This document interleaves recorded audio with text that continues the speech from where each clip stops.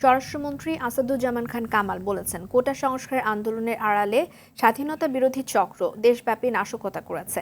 দুপুরে রংপুর শিল্পকলা একাডেমি মিলনায়তনে স্থানীয় জনপ্রতিনিধিদের সঙ্গে মতবিনিময় সভা শেষে তিনি এসব কথা বলেন। এর আগে মন্ত্রী রংপুরে ক্ষতিগ্রস্ত তাজহাট থানা, নবাবগঞ্জ পুলিশ ফাঁড়ি, বেগম রোকেয়া ভিসি বাসভবন, জেলা ও মহানগর আওয়ামী লীগের কার্যালয় পরিদর্শন করেন। এ সময় পুলিশের মহাপরিদর্শক চৌধুরী আবদুল্লাহ আল মামুন, সেনাবাহিনী ও বিজিবির রিজিওনাল কমান্ডার সহ ঊর্ধ্বতন কর্মকর্তারা উপস্থিত ছিলেন।